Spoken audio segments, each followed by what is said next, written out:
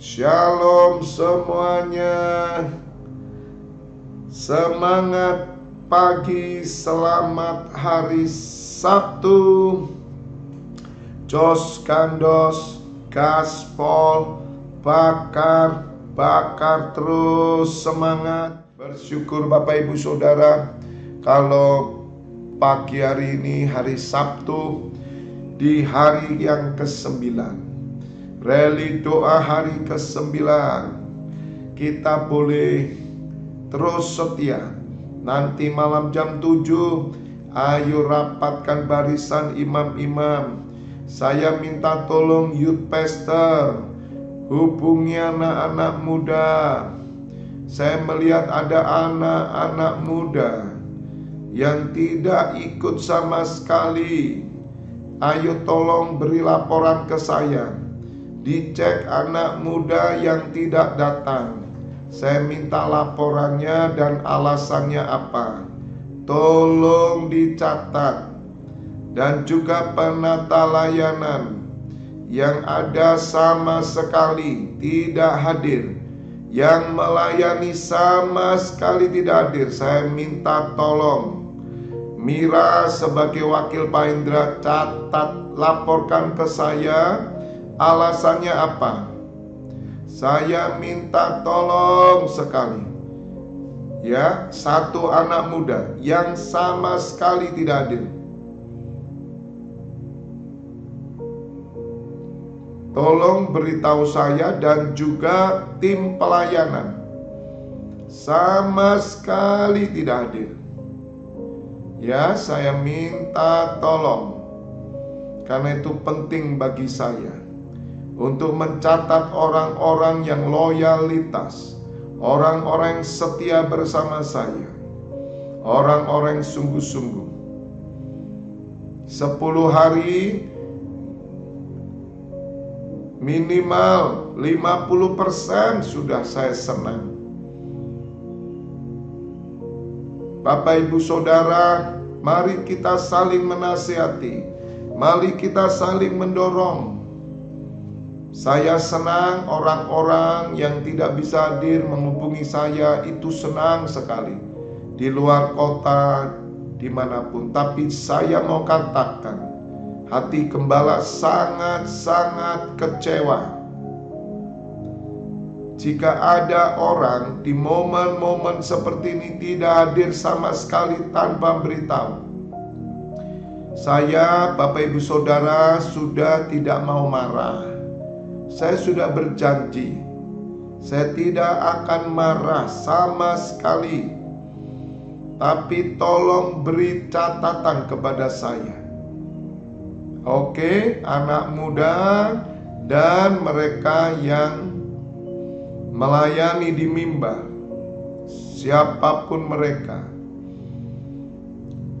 Saya cuma ingin menjalankan tugas penggembalaan saya dengan jujur dan benar.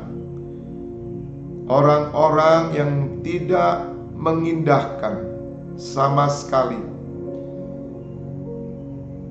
kecuali karena hal tertentu saya tahu. Tetapi kalau mereka sama sekali seperti orang yang tidak mengerti apa-apa, seperti orang yang tidak punya perasaan, seperti orang yang tidak punya pengertian sama sekali, seperti orang yang tidak bisa menjaga hati gembala. Puji Tuhan saudara, supaya saya bisa menggenapi penderitaan Kristus di tengah jemaat.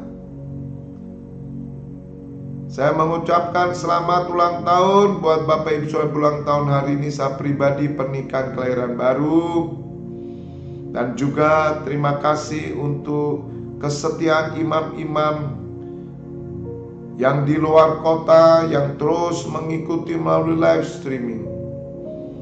Dan juga sumbangan serta persepuluhan ucapan syukur. Kiranya jerih lelah Bapak Ibu Saudara diperhitungkan sebagai kebenaran. Jangan lupa imam-imam luar kota, Setiap hari saya masuk jam 4. Kalau saudara mau mengikuti bersama-sama, monggo jam 4 atau setengah 5, ya. Karena jam 5, 5:15 saya sudah selesai. Jadi kalau mau ikut doa bersama, jangan jam 5, ya. Karena akan selesai dan cuman firman. Tapi kalau mau ikut penyembahan, minimal setengah 5 kurang, ayo bersama saya. Waktunya singkat, Bapak Ibu Saudara. Saya berharap dalam waktu yang singkat ini, mari kita lebih giat lagi untuk melayani Tuhan. Katakan amin. Mari kita buka Ibrani 11. Ibrani 11 ayat 8.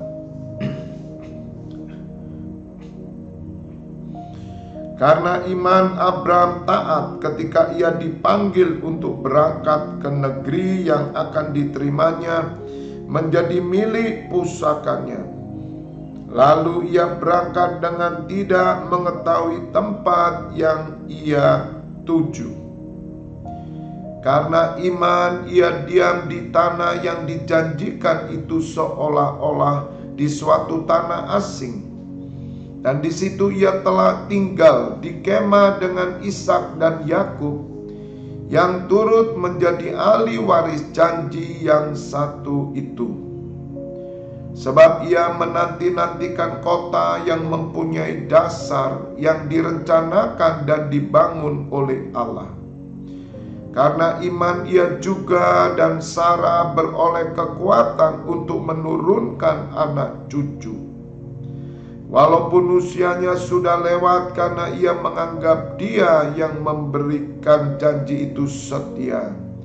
Itulah sebabnya maka dari satu orang malahan orang yang telah mati pucuk terpancar keturunan besar seperti bintang di langit dan seperti pasir di tepi laut yang tidak terhitung banyaknya.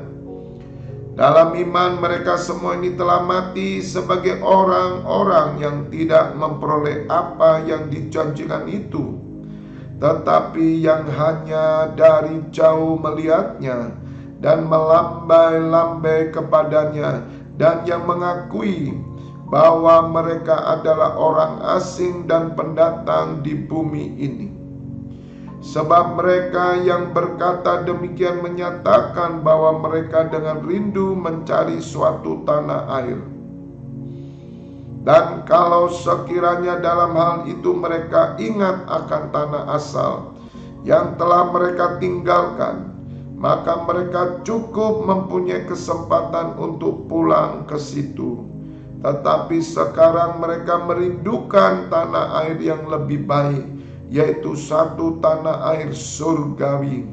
Sebab itu Allah tidak malu disebut Allah mereka, karena ia telah mempersiapkan sebuah kota bagi mereka.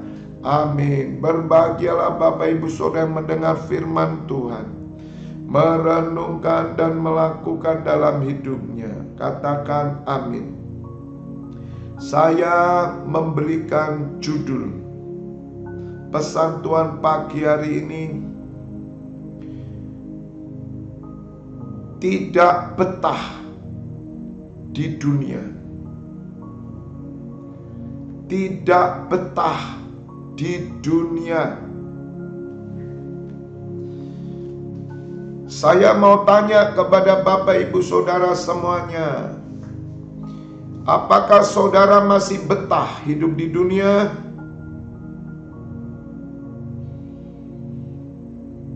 Jika saudara menjawab ya, maka Bapak Ibu Saudara harus lebih dekat lagi dengan Tuhan hari-hari ini. Tetapi saudara yang menjawab bersama saya tidak betah, maka saudara sudah masuk frekuensi surga.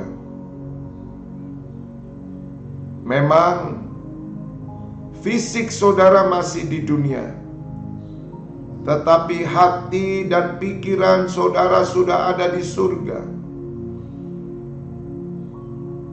sudah bersama dengan Tuhan Yesus dan Allah Bapa. Itulah yang dialami oleh para nabi. Perhatikan, para nabi sudah tidak betah di dunia, saudara. Ketika Abraham dipanggil oleh Elohim, Bapa, Abraham tidak tahu kemana ia harus pergi, karena tidak diberitahu tempat yang dituju. Tetapi iman Abraham menantikan, bukan di dunia ini, tapi menantikan kota yang akan dibangun oleh Allah sendiri. Sehingga perjanjian Allah dan Abraham diikat dengan sumpah, yaitu perjanjian kekal. Abraham tidak pernah menganggap perjanjian itu ada di dunia, karena mereka menganggap diri mereka semua para nabi adalah pendatang dan orang asing di dunia. Bapak Ibu Saudara, rumah kita bukan dunia. Rumah kita bukan dunia. Kalau di dunia ini Bapak Ibu Saudara kita punya rumah, itu sementara, supaya Bapak Ibu Saudara tidak terkena hujan, panas, dan angin. Rumah persinggahan. Dan Abraham oleh imannya, ketika mereka mati semua para nabi, sesungguhnya mereka tahu bahwa mereka tidak memperoleh apa-apa yang dijanjikan oleh Allah di dunia. Mereka tidak memperoleh apa-apa, saudara. Mereka mati tanpa memperoleh apa-apa. Tetapi iman mereka terus kepada kota yang baru, Yerusalem baru, langit baru, bumi baru. Itu iman. Bapak Ibu Saudara, ketika Tuhan Yesus datang, adakah iman di bumi? Iman yang sejati adalah iman yang menantikan kota yang baru. Harusnya kita sudah tidak betah lagi di dunia. Orang-orang yang rajin ibadah, orang-orang yang sungguh-sungguh dengan Tuhan, mereka melihat yang tidak kelihatan. Mereka merindukan, saudara, kota yang baru. Dan itu harus dibangun mulai anak-anak. Sejak anak-anak kita harus bawa mereka untuk mereka mengalami hadirat Allah. Mereka bukan sekedar sekolah minggu. Ada banyak saudara kecilnya sekolah minggu, besarnya mu'alaf, besarnya meninggalkan Kristus. Bapak Ibu Saudara, sekolah minggu tidak menjamin, walaupun itu penting. Yang terpenting adalah bahwa anak-anak itu merasakan surga sejak kecil, sejak bayi, sejak dalam kandungan ibunya. Orang tuanya suka memuji, menyembah Tuhan, bukan untuk dunia ini, tetapi untuk rumah masa depan. Bapak Ibu Saudara, mari bersama saya NCC Internasional. Kita sudah tidak betah. Kita rindu bersama, anak, menantu, cucu sudah meninggalkan dunia ini. Dengar Bapak Ibu Saudara, dengar sekali lagi. Doa kiamat yang kita lakukan ini bukan saja mempercepat kedatangan Tuhan Yesus, tetapi mempercepat antikris, mempercepat penganiayaan. Bapak Ibu Saudara, jika kedatangan Tuhan Yesus dimulai dengan penganiayaan, setelah itu pengangkatan, jika saudara ada kesusahan besar, maka kita bersiaplah untuk menghadapi kesusahan besar. Saya berpesan sebagai gembala, pilihan kita mati bersama keluarga kita. Lebih baik kita memilih mati, saudara, bukan bunuh diri. Karena kita akan disiksa, kita akan dipaksa untuk menyangkal Tuhan Yesus. Mungkin bukan dengan siksaan-siksaan yang zaman dulu, tetapi teknologi. Bapak Ibu Saudara, engkau akan kehilangan kesempatan untuk saudara membeli, menjual, mendapatkan kebutuhan pokok. Bahkan bisnis saudara akan hancur semuanya. Perbankan akan hancur semuanya, karena akan dikuasai oleh satu sistem pemerintahan yang hari ini sudah dirancang.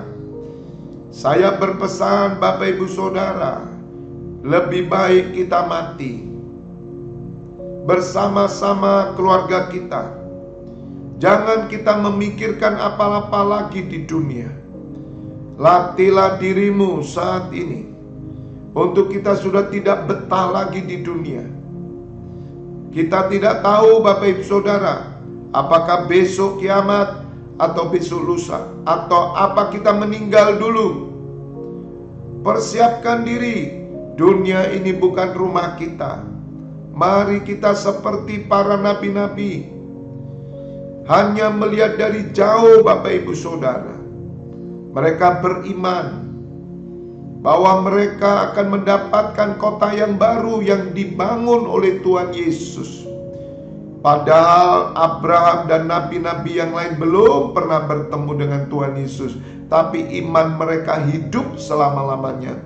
Bagaimanakah dengan iman orang Kristen hari ini? Renungkan, apakah orang Kristen betah hidup di dunia? Paham-paham kemakmuran, kelimpahan. Mereka orang-orang yang menjilat dunia ini. Mereka adalah orang-orang yang betah hidup di dunia karena ketamakan, karena mereka memanfaatkan firman Tuhan untuk segala hal berkat-berkat jasmani dunia, dan mengajarkan umat Tuhan tersesat di dalam kekhawatiran dunia, di dalam tipu daya kekayaan, sehingga iman mereka tidak akan pernah bertumbuh dengan pendengaran firman Allah yang mereka terima. Bapak Ibu Saudara, mari saya mengajak para imam semuanya, hiduplah dengan iman para nabi. Tuhan Yesus mengajarkan Bapa bahwa di rumah Bapakku banyak tempat tinggal. Jika tidak demikian, aku akan mengatakan kepadamu, aku akan pergi ke situ dan akan menyediakan rumah bagimu. Dan setelah itu aku akan kembali datang dan menjemput setiap orang yang mengasihi Tuhan Yesus. Bapak Ibu Saudara, mari pagi hari ini kita bangun rohani kita, kita bangun diri kita, kita latih supaya kita sudah tidak kerasan di dunia ini. Jika ada kesempatan untuk berbalik, para nabi punya kesempatan, saudara, untuk kembali ke tanah asal mereka. Mereka punya kesempatan, tetapi mereka tidak mau. Mereka memilih untuk tetap melihat yang tidak kelihatan. Oleh karena itu Rasul Paulus berkata, kita hidup bukan dengan melihat, tetapi dengan percaya. Rasul Paulus mengalami penderitaan zaman sekarang tidak sebanding dengan kemuliaan yang akan kita terima nanti. Oleh karena itu aku melihat bukan yang kelihatan, sebab yang kelihatan itu sementara, tetapi aku melihat yang tidak kelihatan. Mari Bapak Ibu Saudara, saya ajak setiap saudara, mari kita sekarang hidup dengan iman. Hidup dengan iman itu bukan persoalan makan minum, saudara. Hidup dengan iman itu bukan soal duit. Hidup dengan iman itu bukan soal survive. Ada orang selalu berkata, Pak, saya hidup dengan iman. Apa sih maksudnya dengan iman itu? Jangan iman itu disandarkan dengan duit. Jangan iman itu disandarkan dengan makan minum dan kehidupan pribadi. Iman itu disandarkan pada kota yang kudus, Yerusalem baru. Bapak Ibu Saudara, rubah perkataan-perkataan kita. Kita selalu ditanya, kita hidup dengan iman, apa maksudnya? Kalau saudara mau hidup itu, ya hidup. Hidup itu ya bernafas, ya sehat, ya makan, ya minum. Itu hidup di dunia. Ya saudara kerja, ya saudara dapat duit. Kalau nggak punya duit gimana? Ya dikasih anak kalau ada yang ngasih. Ya punya celengan kalau punya. Itu bukan iman. Hidup dengan iman itu saudara hidup mengarahkan hatinya ke surga. Bagaimana orang hidup dengan iman? Kalau iman itu makan minum, gak usah Kristen. Orang di luar sana itu gak punya iman Kristus, tapi makan minum. Bapak Ibu, apa maksud hidup dengan iman? Lihat para nabi. Iman yang sejati itu ditunggu sama Tuhan Yesus. Bukan iman makan minum. Gak makan pun gak apa-apa, kita tetap beriman kok. Katakan amin. Makanya kalau imannya orang Kristen itu makan minum, pakaian, duit, survive, nanti waktu antikris orang ini akan lebih gampang menyangkal. Karena pikirnya mereka makan minum, maka itu antikris datang, saudara akan diberikan tanda 666 supaya saudara bisa mendapat makan minum. Apakah iman saudara 666? Orang Kristen, ajaran hamba-hamba Tuhan, ajaran pendeta-pendeta yang selalu berkata kami hidup dengan iman. Apa maksudnya kami hidup dengan iman? Gak punya uang. Kerja kalau nggak punya uang. Jangan ngomong iman tentang uang. Kalau Anda pendeta atau hamba Tuhan atau Anda pelayan nggak punya duit kerja, nggak bisa kerja diam saja, nggak makan nggak apa-apa, mati puji Tuhan. Imanmu kamu taruh di surga. Masalah orang nanti kasihan sama kamu lah, nanti orang itu akan bantu kamu lah. Itu pertolongan Tuhan, bukan iman. Katakan amin. Makanya iman itu kalau dibalik, amin. Haleluya. Rubah saudara. Sedangkan Abraham dan para nabi hidup dengan iman itu merindukan Yerusalem baru. Saudara, kadang saya ini kalau berpikir tentang kekristenan hari ini susah, sedih saudara. Apalagi kalau saya melihat jemaat-jemaat yang sudah tahu Pentakosta, ya 1, 2, 3, 4 kali ya datang. Sama sekali nggak ada usaha untuk datang. Saudara, saya 1000% kecewa saudara. Hati saya sangat kecewa dengan saudara. Anda tidak berjuang sama sekali. Kecuali yang di luar kota. Yang di luar kota saja mengikuti live streaming sudah memberitahu juga.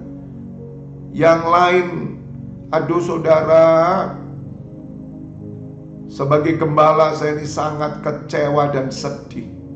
Hanya gara-gara 1, 2, 3 orang, 4 orang, tapi kadang membuat hati saya ini sudah kecewa. Tapi saya mengarahkan kepada yang banyak yang setia. Makanya saya sudah tidak mau marah, karena saya sudah mengarahkan lagi. Udah biarinlah.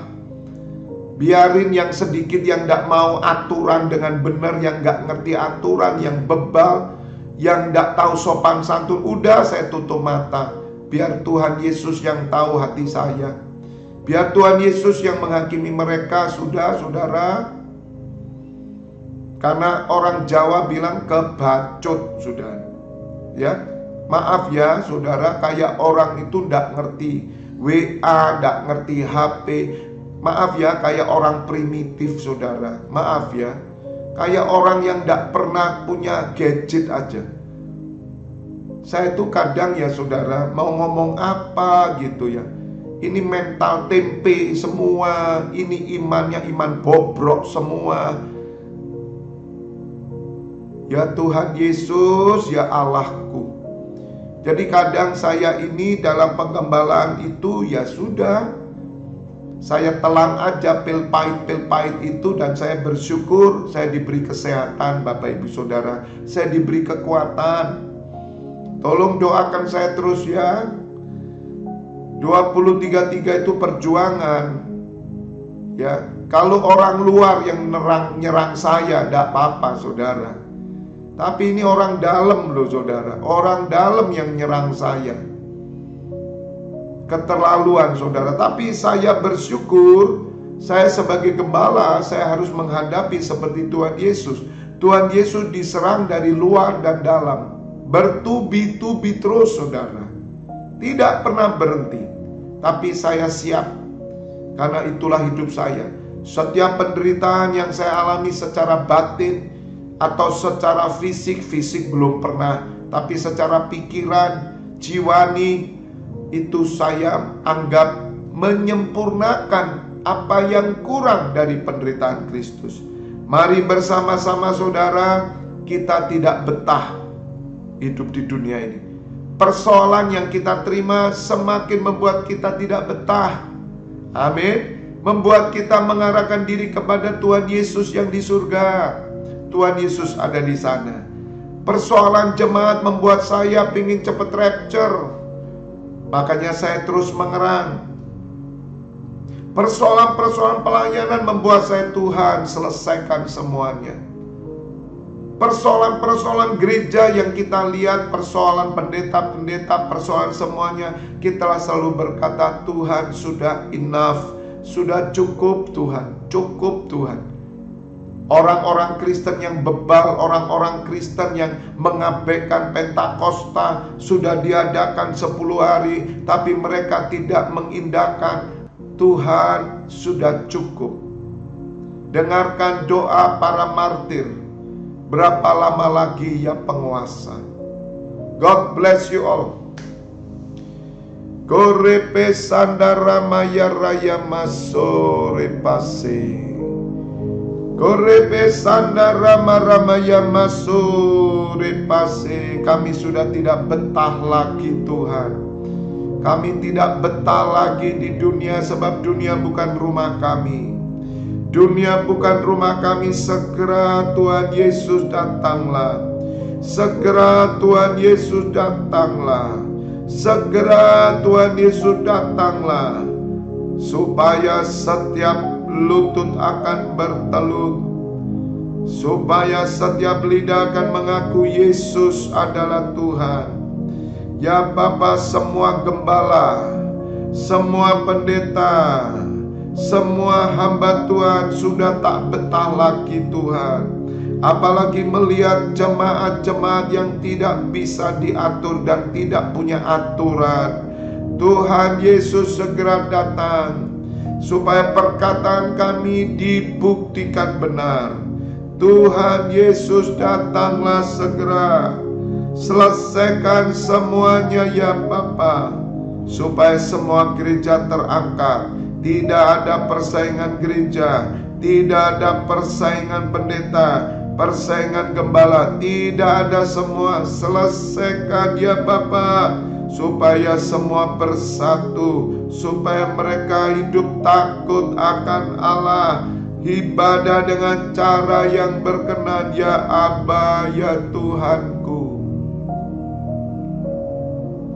Dengarkanlah doa hamba-Mu ini, dan aku tahu Engkau selalu mendengarkan aku,